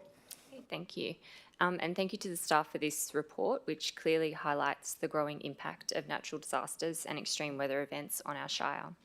We're now at 16 declared natural disasters. Damage to roads and other infrastructure has an impact on residents daily, and road repair and recovery required after a disaster is on top of the regular ongoing maintenance of roads, such as repair of potholes. Wingecarriby's road network is huge, over 1,200 kilometres, I believe, and I believe that we currently top the list in New South Wales for natural disasters. It's not a great combination. These events place a strain on council resources. The last 4 events alone have caused $24 million in damage, and that's just since April last year. The government's disaster relief funding arrangements provide financial assistance to councils like Wingecarriby who are impacted by declared disasters. However, there are requirements that each claim has to meet to have the funding released, and in the meantime, council has to cover the costs, which is a significant burden. Right now, council is managing $43 million in disaster relief funding claims. Unlike other councils that might experience one devastating major disaster, Wingecarriby is dealing with one smaller one every 4 to 5 months. This doesn't make them any less impactful, however. The frequency means that the recovery work for each overlaps the next one and the one after that. Resolving to write to the ministers is a continuation of council's ongoing advocacy to improve the way disaster relief funds are accessed. Thank you. Would anyone else like to speak to this? Councillor Moylan. I'd like to thank Councillor Foley for the leadership she has demonstrated in this area. This is critical to our overall financial position, and we absolutely need to get this funding faster and more accurately. Thank you. Councillor Smith. Thank you. A question through you, Mr. Mayor, to the General Manager. Do you see, given this amendment actually pertains to you writing to the Minister, are there any issues or concerns you have with this amendment? General Manager. Thank you, Mr. Mayor. No, Councillor Smith. It's been one of our clear advocacy priorities, and it continues to be. As Councillor Foley pointed out, we're equal first in the state, having experienced 16 natural disasters. The most recent declaration was in January, mid-January, and someone likened it to death by 1,000 cuts. So whilst some areas may have one big devastating disaster, we're getting one on average every 4 to 5 months, and it's an issue for councils like Wingecarriby and the other equal firsts and seconds in the state. There's a need to have a more streamlined system. We're fortunate in some ways with our financial position, but we are needing to forward fund works, which means then we lose interest payments. We also have to submit quite detailed paperwork to verify and validate those claims. We are a level of government. We are a sphere of government. You know, we're delivering for our community. There needs to be a level of trust, and that's part of that advocacy. And so, no, I do not see any issues with Councillor Foley's amendment. Thank you. Thank you. Any further questions? Would anyone else like to speak to this? Okay, with that, I will now put the motion. All those in favour? That is carried unanimously. And I do believe that I need to leave. And our deputy is going to take the chair for the first time. Be kind.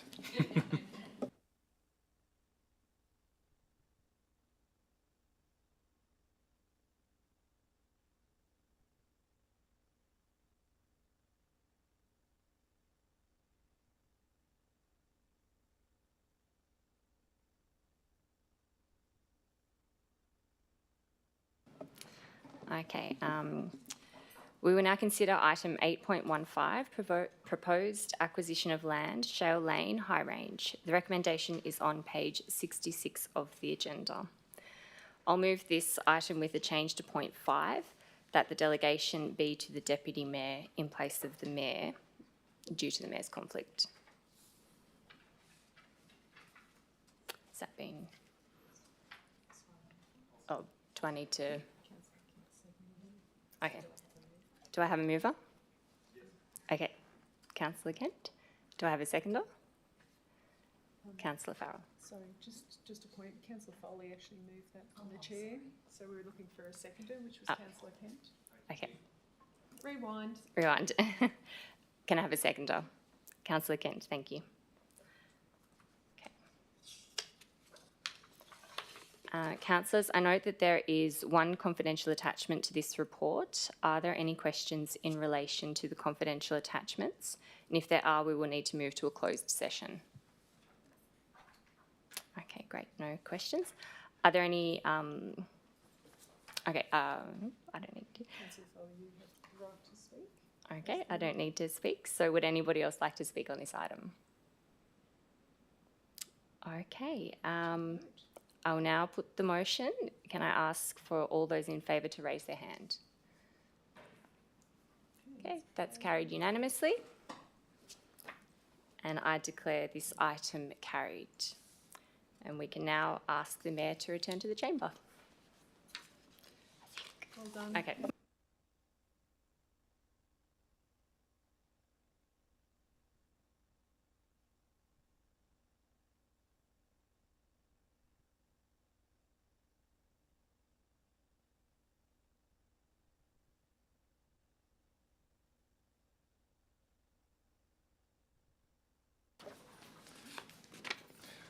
We're at 8.18 now.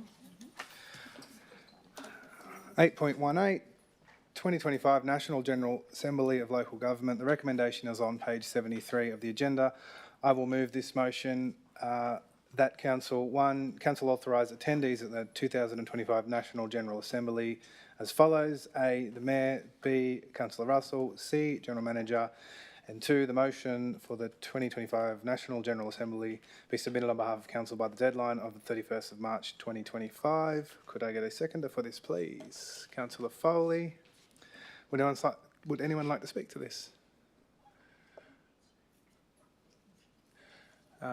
Sorry, is governance okay? Okay. Okay, with that I will put the motion. All those in favour? And that is carried unanimously. Item 8.21, Investment Report, February 2025. The recommendation is on page 80 of the agenda. Could I have a mover for this, please? Councillor Kent, and a seconder. Councillor Moylan. Councillor Kent. Through you, Mr Mayor, to the General Manager, I'd just like to confirm my understanding that the investment report indicates that we are approximately 40% above the return that was expected at this time against the original budget. General Manager. I believe you're correct, Councillor Ken, but I will ask the CFO just to confirm. That is correct, yes.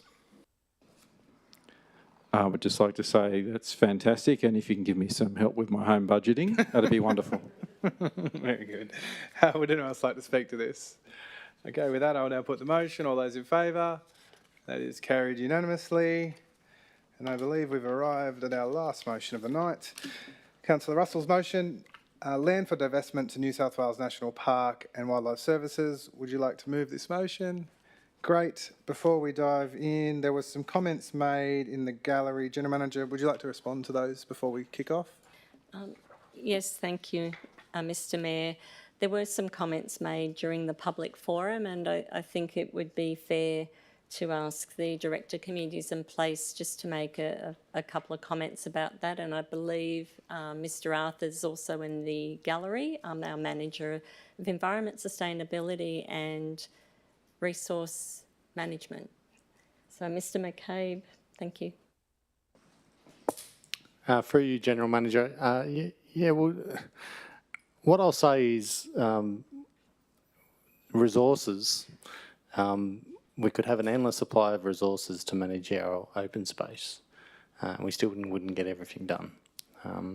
But what I will say is, in relation to some points, so bushfire management, There's required activities that we do complete as council.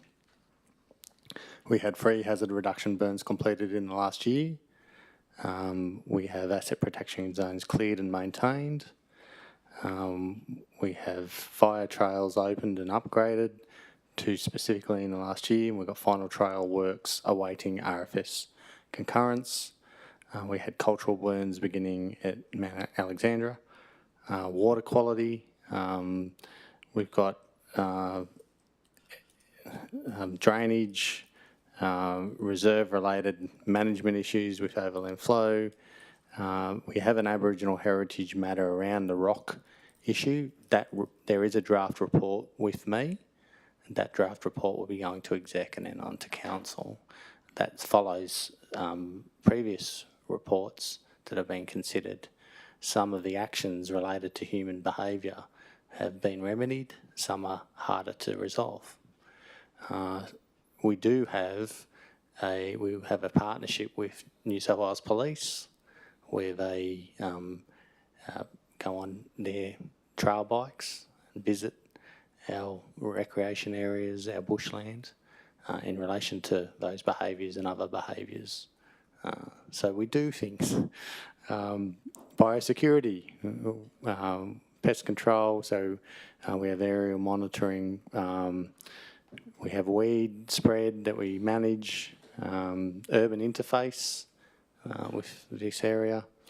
And we also have a tracks and trails funding application, grant funding application for $225,000 currently submitted through the Crown Lands Improvement Fund, I think it is, or Infrastructure Fund.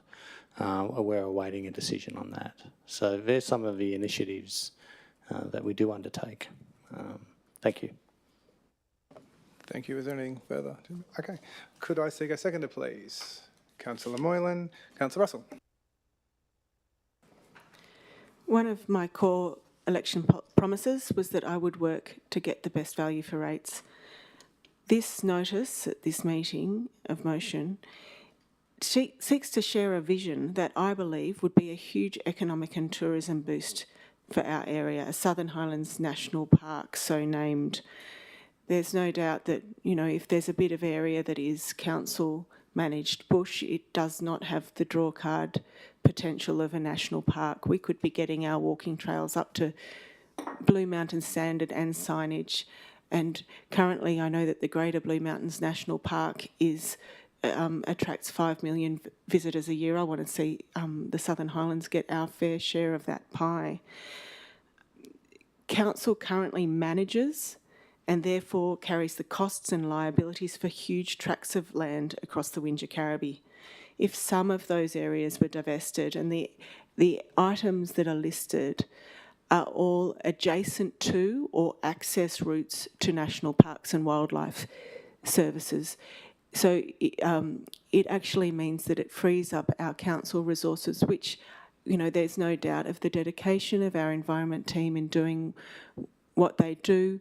It's a question of bandwidth. Let's return to Caesar some of what is Caesar's. These lands are not owned by council, but we have to manage them all the same. We want to boost our boasting power as the day or weekend trip away from Sydney of choice, truly capitalising on this amazing resource at our doorstep for our visitor economy. The aim of this is a win-win-win for all concerned, that we're able to focus our resources where they need to go and manage the land that doesn't, the environmental land we've got that doesn't have those national park qualities, of which there's ample in the Shire. An example of the access route would be the Glowworm Glen track in Bundanoon. It doesn't make sense that National Parks owns the Glowworm Glen, or manages the Glowworm Glen, but doesn't manage the track that accesses it. It would make just common sense. So I'd like to acknowledge the environment advocate and captain of Mittagong RFS, Willie Hall, for his inspiration and drive behind this vision, which has brought people together and on board. And I'd also the work already undertaken by both our local members, both Judy Hannon and Wendy Tuckerman, in considering and advocating for this park, and note that it has the support of Auntie Sharon Halls from Goodgate Jakeme Aboriginal Heritage Corporation, who currently is the liaison point with National Parks and Wildlife Service, although the remit is that it must come with resourcing, and that's part of the ongoing discussion. This is the start of the. This is not the start of the discussion, but it's certainly a step in the direction for informing and including the community in this decision making. Thank you, Councillor Russell. Would anyone else like to speak to this? Councillor Champion. I would like to propose an amendment to the motion. Wording for that, please. Yes, please. Noting that this has been forwarded to Danielle, so you do have the text, but I will read it out. Fairly significant changes. So that, number one, the General Manager write to the ministers responsible for national parks and Crown lands to formally confirm their position in response to the proposal to transfer the following council-managed and other Crown lands in whole or in part to the National Parks and Wildlife Service. And then please insert the list of parcels of land proposed by Councillor Russell without change. Number two, responses from the New South Wales Government be shared with relevant stakeholders, including Aboriginal community, peak recreational and conservation groups, with formal positions sought in response. And number three, all written responses received are reported to the subsequent ordinary meeting of Council. Great. Let's just finish there. Happy with all of that on the screen? Yeah. Great. And General Manager, but just because that again involves you writing, do you see issues with this? No, Mr Mayor, I'm comfortable with that. Thank you. Great. Could I seek a seconder for this, please? Councillor Foley. Councillor Champion, would you like to speak to this? Yes, thanks. Alongside the economic and tourism benefits that have already been outlined by Councillor Russell, I support the motion. I'll just outline why I support the motion and then explain the amendment, if that's okay by everybody, as a system of logic. I support the motion because it works towards a future in which our delicate and wonderful biodiversity is best cared for and protected for the future, including the many endangered species in our area, not least the koala, which is on track for extinction by 2050, and which we have a profound duty to protect to the best of our ability. It also gives us the opportunity to support our enjoyment of these lands, which is an important part of why many of us live in this area. The purpose of this amendment is to bring important stakeholders into the process of moving this idea forward. The support of ministers responsible for national parks and Crown lands is fundamental to the success of the proposal, which is why we want to seek their appetite for its support as a first step. But also, just as importantly, we need to ensure that community stakeholders that will play an important role in seeing this through to completion are involved and consulted, so that we can identify any challenges along the way rather than losing the momentum of the project. So that's why I've outlined that particular process, and yeah. And I must apologise, I broke procedure. I didn't ask if you would accept the amendment, so therefore it would not need a seconder. And then, yeah. Okay, so we don't require a seconder. Apologies for that, I got a bit lost. So with that, that is the motion now that Councillor Russell has accepted it. Is that okay? You good with that, governance? The mistake I made there? Okay. So would anyone else like to speak to this? Councillor Kent.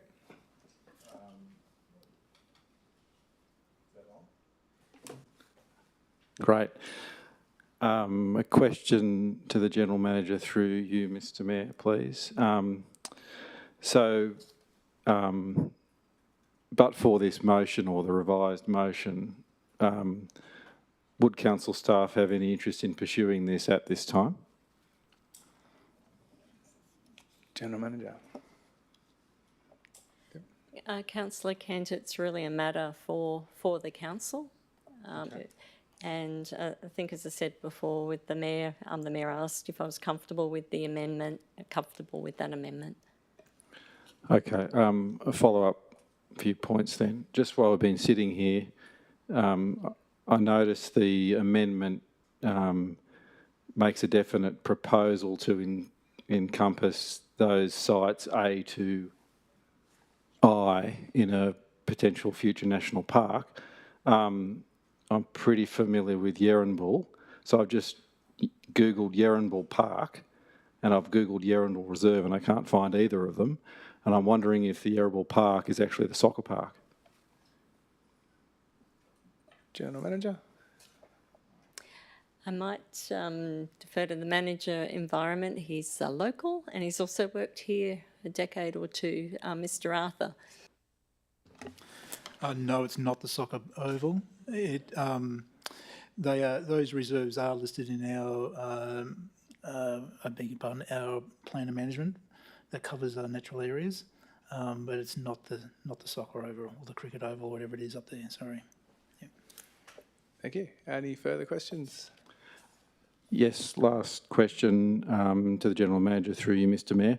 I'm assuming such a proposal, if accepted, would change the use of these lands. What sort of, in summary, how would the use of these places change if this proposal was successful? General Manager? Yep, thank you. Through you, Mr. Mayor. I think the first step, Councillor Kent, is really understanding from the Minister, is the government open to this as a concept? They may or they may not. I think that is the very first step, and then we can work through the process from there. Thank you. Sweet. Any further questions? Councillor Smith? So through you, Mr. Mayor, to the General Manager. So my take on Councillor Champion's amendment is that this would be the most effective and efficient way of really getting a sense of, rather than going to a lot of work and detail, this would be a fast and elegant way of getting a sense of the appetite before we go to a great deal of work. Would that be a correct summary? General Manager? Thank you, Mr. Mayor. I like fast and elegant. It is, if the Minister comes back and says, yep, we're open to the concept, or it might be a flat no, or it could be somewhere in between. So I think it's a pragmatic approach to ask, particularly before we invest a lot of staff time and divert the staff away from other things that we have programmed and that have, the council set as a priority and moving forward. So fast and elegant, yes. And just one more, just also clarifying, I think it does say in the amendment in whole or in part. So my take on that would be that it doesn't necessarily mean that all of these would then become, is that correct? Through you, Mr. Mayor. Yes, so again, the first step is to write to the Minister. The Minister may yes, no, or in part, and then we can work from there what that may or may not look like. And General Manager, I just have one question. So whether hopefully they respond to us, and when they do, we will still then take a look at what it will actually cost us to put this together essentially on their behalf. That would all come after the Minister's letter. Mr. Mayor, that's correct. Not knowing what the response would be. I mean, if it's a flat no, that's pretty straightforward. If it's in part or yes, then we'll come back with a further report on what that may mean in terms of resources and staff time. Okay, great. Would anyone else like to speak to this? Councillor Farrell. Yeah, originally I was against this whole idea, this motion in the first place, but I don't believe the national parks and the Minsk government have got any appetite for it. But I've changed my mind now with that amendment from Councillor Champion. So the idea of putting it to the government first and find out if they do have an appetite does have an appeal, because I don't want to see the council spend a lot of money and time doing something that's the Minsk government has got no appetite for. So thanks to Councillor Champion, I've changed my mind. But other than that, yep, that's it. And I agree with Councillor Smith's words. Great. It's good to hear from you, Councillor Farrell. I have got a voice every now and again. Would anyone else like to speak to this? Councillor Foley. Yeah, so I'm just reiterating what has been said from Councillor Russell and Councillor Champion. And from Mr Hall in the public forum, we're incredibly fortunate to have such beautiful bushland on our doorstep, but with this comes great responsibility to care for it and to make sure that it remains protected and enhanced, and to manage safe, low impact access for people to enjoy it. So I see there are many potential benefits that come with national parks being managing it. But as has been alluded to, this is sort of the start of a discussion. It's a step in a process. And so I really do hope to see this continue on as we go. Wonderful. Anyone else like to speak to this? Councillor Moylan. Great ideas need to start somewhere, and this is a great idea. Once upon a time, there was a councillor in Blue Mountains who had an idea, and a lot of other councillors said, no, it'll never work, it takes too much time, and the minister will never be interested. And look now, it's a feature of New South Wales. And I'd like to commend Councillor Russell and Councillor Foley for the leadership they have shown here. We want to be a council of leaders. We don't want to be a council who are worried about wasting time and second-guessing a minister. So I truly hope that we get a positive response, and failing that, I truly hope that we can continue on this conversation. And it is information. As I said, great ideas start somewhere, and I fully support this and the amendment. Great. Anyone else like to speak to this? Where am I? Councillor Russell. In the Regional Economic Growth Enablers report from 2017 from the Centre for Economic and Regional Development, it says that the future of individual regional economies is inexorably linked to their natural endowments, and attempts to retain or establish industries without an underpinning endowment are unlikely to succeed. Obviously, this is our, one of our best chances to really make sure that we are a really empowered economic regional economy. This is a beautiful natural endowment we have at our doorstep, as Willie Hall said. I would like to congratulate Councillor Champion and Councillor Foley for working really hard with me over the past few days so we got the right process. Sometimes it can be a bit tricky to navigate, but I think, this is the journey that we go on. We work through what we need, what information the community needs, what information other councillors need to progress something forward, and I love a work in progress. And it's been a pleasure to work with you both to get this right. So thank you very much. And I look forward to where this journey is going to take us. At least we've done our bit, and we can say we were standing up for really doing something that can kick us into the future in a really positive way.